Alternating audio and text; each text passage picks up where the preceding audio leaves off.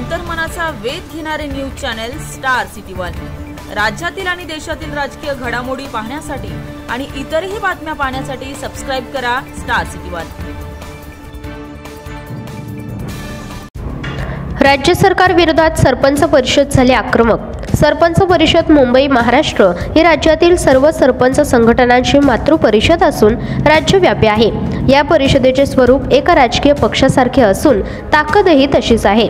फक्त या सरपंच परिषद मुंबईनेच आतापर्यंत सरपंचांच्या अनेक समस्या व अनेक मागण्या राज्य सरकार पुढे मांडून ग्रामपंचायत, सरपंच, उपसरपंच व सदस्य यांच्या नेहमीच समस्या सोडवण्याचा प्रयत्न केला आहे।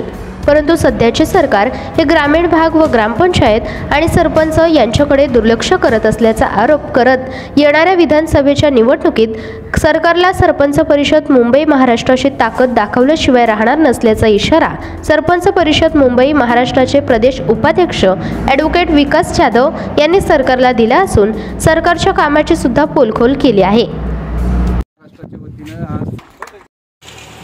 नमस्कार। राज्य सरकार हे ग्रामीण भागाच्या समस्याच्या संदर्भाने प्रचंड अनास्था दाखवत आहे।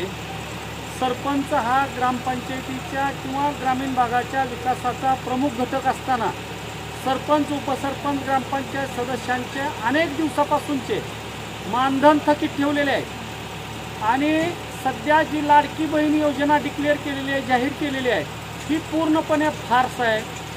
शासनानं दिशाभूल करण्यासाठी ही योजना जाहीर केलेली आहे।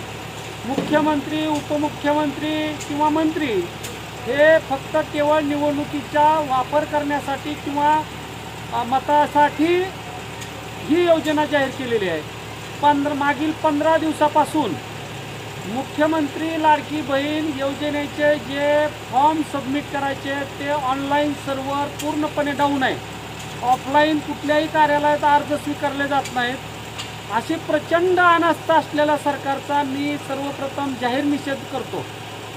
ग्रामपंचायतीच्या समस्या या सरकारनं सोडवलेल्या नाहीत। या सरकारनं सरपंच परिषदेला देखील अनेक वेळा चर्चेसाठी बोलावून फसवलेला आहे।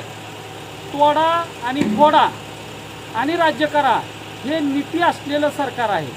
त्यामुळं या सरकारच्या विरोधात सरपंच परिषद पुढच्या काळात प्रचंड आक्रमक होईल। सरपंच परिषद महायुतीच्या उमेदवारांना पाडण्यासाठी प्रयत्न करेल।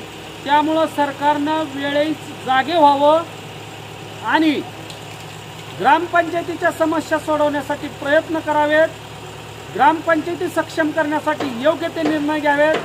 सरपंच, उपसरपंच, ग्रामपंचायत सदस्यांचं मानधन वाढवावं।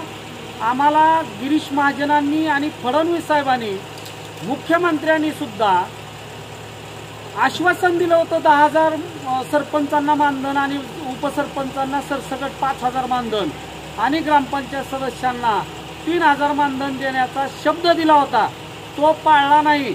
त्यामुळं मी सरकारला शेवटची संधी म्हणून सांगतो की राज्यातले सरपंच, उपसरपंच, ग्रामपंचायत सदस्य प्रचंड आक्रमक आहेत आणि मागच्या काही काळामध्ये आम्ही या सरकारच्या काही धोरणावर कौतुक सुद्धा केलेलं आहे, परंतु आता सीमा संपलेल्या आहेत। या सरकारच्या फसवणुकीच्या बाबतीतले सगळे समोर आलेले आहेत।